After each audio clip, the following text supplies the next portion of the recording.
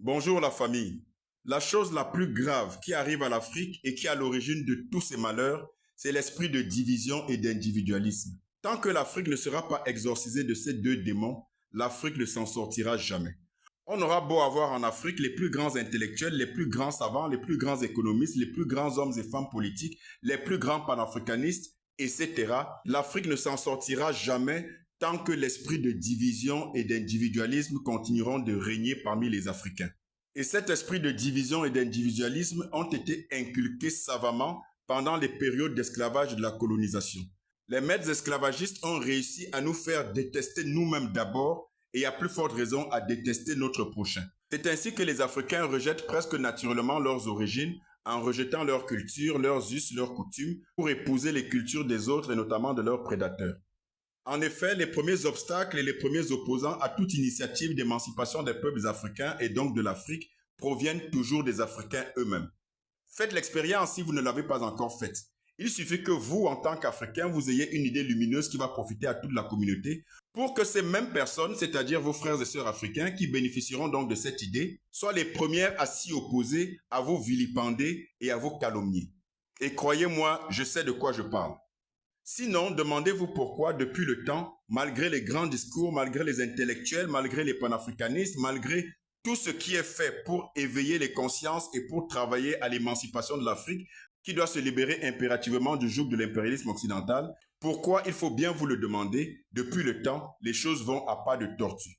Il faut bien se souvenir que le panafricanisme date d'au moins un siècle avec l'une de ses premières conférences qui s'est tenue en 1900 et que dans le sillage du panafricanisme comme pionnier, on a eu des figures emblématiques et historiques telles que Webb Dubois, Booker T. Washington ou encore Marcus Garvey. Mais figurez-vous que tous ces trois ne s'entendaient pas, alors qu'ils se battaient pour une même cause. C'est vous dire si l'esprit de division et d'individualisme date de très longtemps et continue de miner le combat panafricaniste. Tous les trois que je viens de citer, et la liste n'est pas exhaustive, étaient des leaders charismatiques, respectés et qui ont marqué l'histoire de la communauté noire parce qu'ils se sont battus pour les droits des peuples afrodescendants. Mais voilà, la vérité, c'est qu'ils ne s'entendaient pas. On a par exemple Booker T. Washington qui traitait Marcus Garvey du nègre le plus dangereux pour la communauté noire. Et quand vous consultez l'histoire, vous vous rendez compte que le panafricanisme et l'Afrique en général ont souvent échoué à faire face au grand rendez-vous du fait du manque d'unité. Évoluer en rang dispersé a toujours miné les projets de l'Afrique. Et malheureusement, c'est ce qui a cours encore jusqu'à nos jours. Et tous ceux, sans exception, qui ont eu des projets nobles pour l'Afrique se sont retrouvés mis à mal avec la contribution des Africains. On aura beau accuser l'Occident, qui évidemment a sa part, son énorme part de responsabilité, mais ils ont toujours besoin de nos frères et sœurs africains pour faire tomber tous ceux qui se battent pour l'émancipation de l'Afrique. C'est ainsi que Muammar Kadhafi a été assassiné, évidemment commandité depuis l'Occident, mais mis en pratique par ses frères africains. Et c'est une honte pour l'Afrique. Et on sait très bien pourquoi Kadhafi a été assassiné. Tout simplement parce qu'il avait un projet d'émancipation pour l'Afrique. Vous savez très bien que l'Afrique est tenue en laisse, asservie et spoliée grâce à la contribution majeure des organismes internationaux et notamment financiers tels que le FMI et la Banque mondiale. Et Kadhafi l'avait très bien compris. C'est ainsi que Kadhafi allait lancer son projet de fonds monétaire africain dont le siège devait se trouver à Yaoundé au Cameroun. Et là encore, on se retrouve devant un cas patent d'absence totale d'unité des Africains. Parce que la disparition de Kadhafi et dans la foulée de ses projets salvateurs pour l'Afrique ne pouvait pas se faire sans la passivité complice des autres chefs d'État africains, dont certains ont même mené des actions actives pour contribuer à l'élimination de Kadhafi. Rappelons que le projet des États-Unis d'Afrique tenait particulièrement à cœur à Kadhafi. Projet qui avait été initié au début du XXe siècle par Marcus Garvey et dont l'idée avait connu un prolongement, notamment avec Webb Dubois, mais ensuite avec les Kwame Nkrumah, les Modibo Keïta, les Sékou Touré et j'en passe. C'est alors au sommet de cette émancipation des peuples noirs que Marcus Garvey allait créer en 1915 une association dénommée Universal Negro Improvement Association, qui avait atteint en 1920 plus de 6 millions de membres à travers le monde répartis dans 40 pays et 1000 bureaux. Aux grandes dames de tous les espoirs fondés sur ces grands projets d'émancipation des peuples africains, après la mort de Marcus Garvey, du fait d'un certain nombre de divisions dont on a parlé tout à l'heure, l'association et tous les projets qui allaient avec n'ont pas pu prospérer. C'est encore le cas peu avant les pseudo-indépendances des années 1960 que nous allons encore assister à des divergences de vision qui vont créer des divisions et qui vont de ce fait plomber une fois de plus le vaste projet d'unité du continent. C'est ainsi qu'on a eu d'un côté le groupe de Monrovia qui regroupait les chefs d'État des pays africains qui pensaient qu'il fallait effectivement être indépendant sans une rupture brutale des relations avec les anciennes colonies. Tandis que le groupe de Casablanca, beaucoup plus radical, prônait une indépendance réelle et totale des pays africains sans plus être soumis au joug des anciennes puissances coloniales.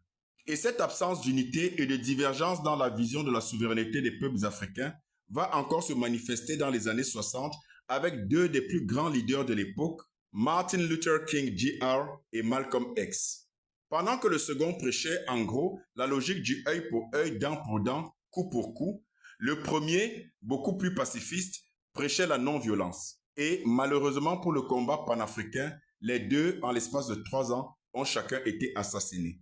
Malcolm X d'abord et Martin Luther King Jr. ensuite.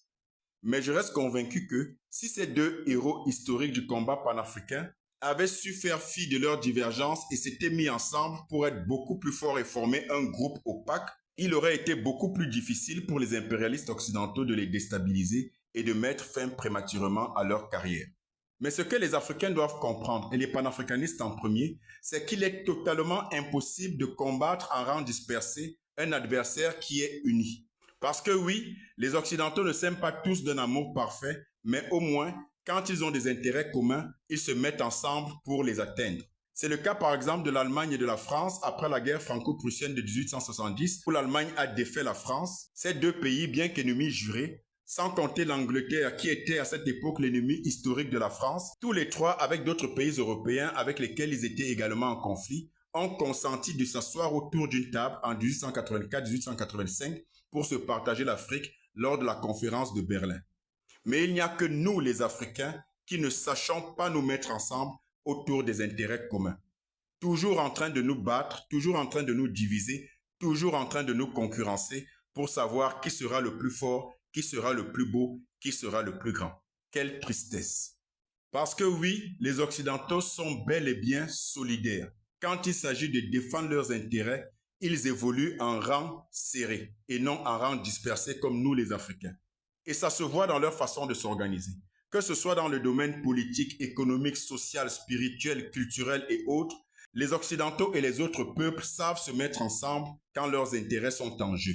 C'est ainsi que vous avez le Club de Rome, le Club de Paris, le Forum de Davos et j'en passe. Toutes ces organisations qui visent justement à se mettre ensemble pour défendre leurs intérêts occidentaux. On ne peut absolument rien espérer d'un groupe qui est divisé et miné de l'intérieur. Ça offre évidemment une énorme facilité à l'adversaire pour nous déstabiliser. D'ailleurs, les Occidentaux ne croient plus à l'unité de l'Afrique. Quand les Africains se mettent ensemble, ils savent que ce n'est qu'une question de temps et qu'il sera très facile d'infiltrer tel ou tel groupe africain ou panafricain pour le déstabiliser. Parce qu'il y aura toujours à l'intérieur du groupe des Africains une ou plusieurs personnes assoiffées de gloire personnelle et qui sera prête à vendre père et mère pour obtenir les bonnes grâces de l'impérialisme occidental. Et rassurez-vous, les Occidentaux sont tellement au fait de cette triste réalité qu'ils en usent et abusent. Du coup, les Africains, quand ils initient une action de souveraineté, ils n'inquiètent absolument personne. Il est alors impératif pour les Africains de se libérer de l'esprit de division et d'individualisme. Car, comme j'aime à le dire, nous ne sommes pas obligés de tous nous aimer d'un amour parfait et idyllique, mais nous sommes tenus, si tant est qu'on se souvienne de la portée de notre combat, de regarder dans la même direction. Alors, chers Africains, mettons nos égos de côté et concentrons-nous autour du projet commun qui consiste à combattre contre l'impérialisme occidental et toutes les formes d'impérialisme et à retrouver notre souveraineté et notre dignité au travers de la réappropriation de notre identité culturelle et spirituelle. Pour cela, taisons nos différences, faisons abstraction de ce qui nous divise et privilégions ce qui nous rassemble.